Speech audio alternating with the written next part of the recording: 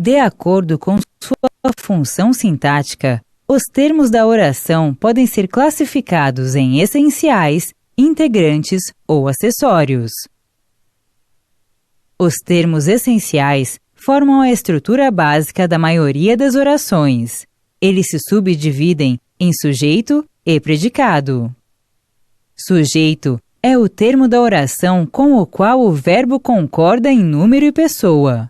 Predicado é o termo que afirma algo sobre o sujeito. É possível formular orações sem sujeito, mas não sem predicado. Nesse caso, o predicado é identificado pela presença de verbos impessoais. Os termos integrantes complementam ou integram o sentido de verbos e nomes. São eles o complemento verbal, o complemento nominal e o agente da passiva. Os complementos verbais têm por finalidade completar o sentido dos verbos transitivos. São eles o objeto direto e o objeto indireto. O objeto direto é ligado ao verbo sem o uso de preposições, ao contrário do objeto indireto, que se associa ao verbo por intermédio delas. Assim como os verbos, alguns nomes e advérbios podem exigir a presença de um termo que complete seu sentido. Essa função é desempenhada pelo complemento nominal, que se associa aos substantivos, adjetivos e advérbios, por meio de uma preposição. Quando a oração está na voz passiva, o agente da passiva indica quem ou o que desencadeou o processo verbal relativo ao sujeito. Esse termo integrante é introduzido pela preposição por ou suas variantes. Os termos acessórios, por sua vez, são aqueles que ajudam a especificar ou modificar o sentido de outros termos. Eles não são essenciais para a estrutura sintática da oração. O adjunto adnominal é o termo acessório que especifica o sentido de nomes substantivos. Essa função pode ser exercida por artigos, adjetivos ou locuções adjetivas,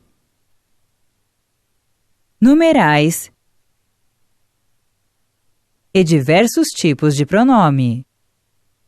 Outro termo acessório é o adjunto adverbial, que se associa a verbos, adjetivos e advérbios, intensificando seu sentido, ou, no caso dos verbos, acrescentando circunstâncias específicas. Essa função sintática é desempenhada por advérbios ou locuções adverbiais. O aposto é o termo que explica, resume ou desenvolve o conteúdo de outro termo da oração, do qual é separado por vírgula, travessão, dois pontos ou parênteses. O aposto pode ser explicativo, caso em que oferece um esclarecimento sobre o termo a que se refere. Comparativo, quando estabelece uma comparação para caracterizar o outro termo. Enumerativo, quando consiste em uma listagem que desenvolve o termo a ele relacionado. E recapitulativo ou resumidor, quando se trata de uma palavra ou expressão que sintetiza os itens enumerados anteriormente.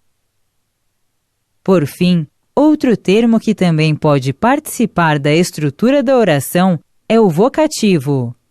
Ele tem por finalidade interpelar o interlocutor.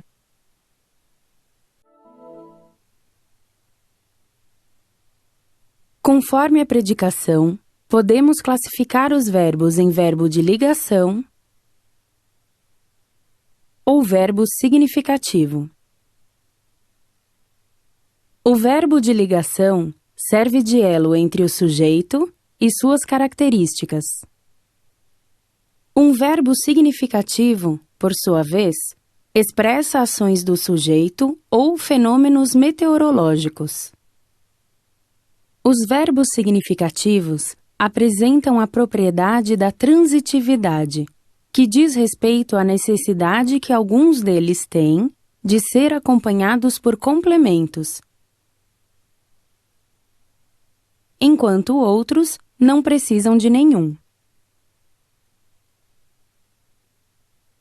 Os verbos que necessitam de um complemento regido por uma preposição são verbos transitivos indiretos.